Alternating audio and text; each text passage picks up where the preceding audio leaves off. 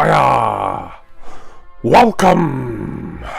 On this last day of March 2025, we close this 5-part mini-series within a series. This is Minidisc Monday number 33 and the 5th and final edition of Bad Album Month. I'd planned to save this particular mini-disc till last, as from my memory of listening to it the one and only time previous, and I have listened to it for a second time to make this review today, I do believe that this is probably my worst mini-disc album in my entire collection.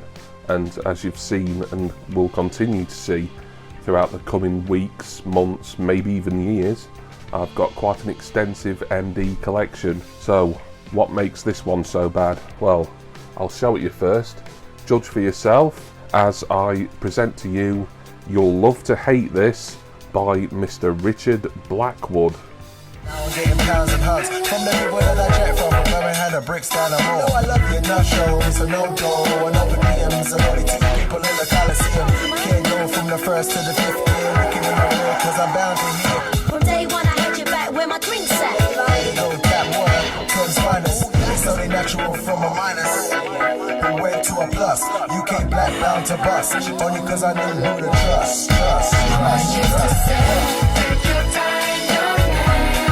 And mama used to say, don't you rush to get old. Mama used to say, take it in your stride. And mama used to say, live your life, live your life. Say my name, baby. But we love you all, babe. Check you every day on TV. Who the man, baby? You the man, big boo. No matter what you do, we got love for you. Say my name, girlfriend. But we love you all, babe. Check you every day on TV. Oh, who the man, baby? For those of you who don't know who Richard Blackwood is, and that would be quite understandable, or for those of you who don't remember who he is, around the time this album came out, he was a fairly prominent TV presenter first and foremost. He presented Top of the Pops sometimes. He was a regular presence on MTV, and he basically decided to get into the music game himself. This is his one and only studio album. Since then, he's done a lot of reality TV. There was a famous, although I never saw it thankfully, but a famous reality show maybe a couple of years or so after this album came out, where Richard had a coffee enema with me still drinking my morning Joe. That's something I don't really want to think about too much. He went on to have a pretty successful career, and for me personally it was what he did best.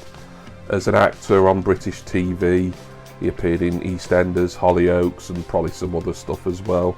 And he's just kind of one of these ubiquitous personalities who's a jack of all trades, master of none now really. Nice guy, no doubt, if you met him in real life. But his one and only album, I didn't like it when I first bought it, which was not that many years ago actually. This is probably one of the final original style mini-disc releases I ever bought on the aftermarket. This was very cheap, this was under £10. And that's why I couldn't resist it, even though I had no expectations of remotely liking this album. But we'll get on to how I feel about the album and the tracks in a little bit. Just a little look at the case and everything first. A very sort of bog standard design really. The case itself, although it's got a crack across the front, it's actually in pretty good condition. A modification of the album artwork on that side, and weirdly you have to turn it around and then on its side to see the track listing and a little bit of legal stuff. The booklet is in nice condition.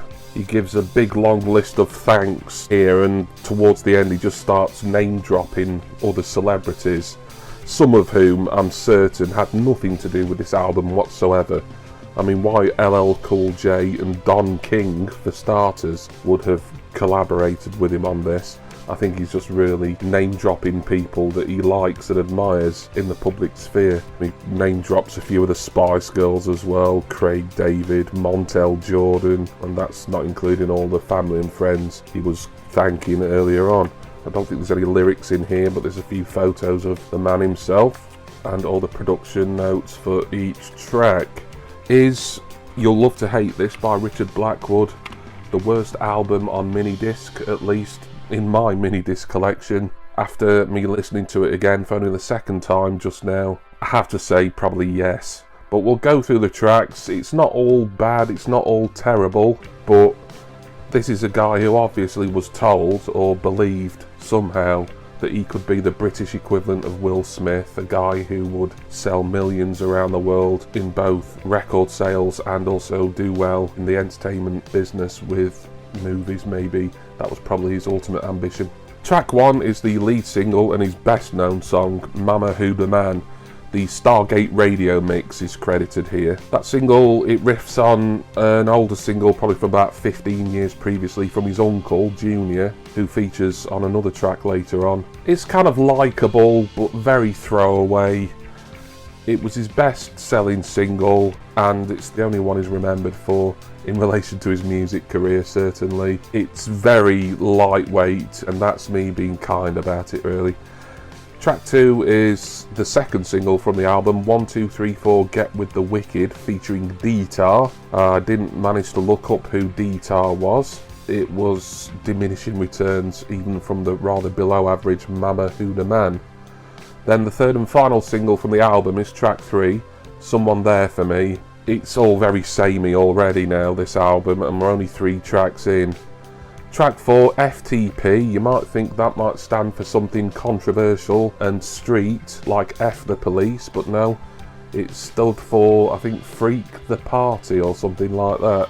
There's a little bit of mild swearing in this album from time to time, and some very sort of vague sexual allusions as well, but much like Will Smith was doing certainly throughout his career, Richard Blackwood is catering to a younger audience rather than anyone who just wants to listen to a hip-hop album, a legitimate hip-hop or rap album with a ton of swearing and sex in it.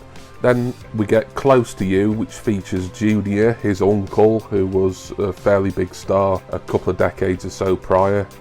And then the next track, I actually quite like this, against my kind of instinct really. Run For Your Crew, and it features Mr. Vegas, the Jamaican dancehall artist. Yeah, it had certain dancehall tinges to it, and that's probably my favourite track on the album. I could happily listen to that again and enjoy it. It's not the greatest song in the world, obviously, but for me, it's the strongest one on this album. But we get back to the sort of pop rap and just real weedy British interpretations of American rap now. Nasty, no, didn't like it. Summertime Bop, you know, he's so into being the British Will Smith now. He's just basically ripping him off, really. It doesn't sound like Summertime by Jazzy Jeff and the Fresh Prince, but it's that same sort of sentiment, really. Light-hearted, uplifting, but ultimately very hollow. Doing It Tomorrow. I've got nothing really to say about any of these tracks now. They're just all sort of melding into one another, and it's just like a sludge of poor quality British rap, or pop rap really. The penultimate track is They Don't Know Me, and the album closes with the original Junior mix of Mama Who Da Man. So we've got 2 versions of Mama Who Da Man on here. The Stargate radio version, the normal single version, the one that opened the album, is the superior one.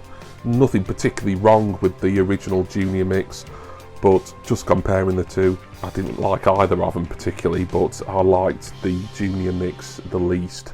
So that was Richard Blackwood's You'll Love to Hate This. I still think this is the worst album I've got in my Minidisc collection, maybe the worst album I've got in my entire music collection. But it had to be reviewed at some point on Minidisc Monday because I'm wanting to review all my original release mini-discs, and we're getting there slowly but surely. And we have completed this mini-series of Bad Album Month.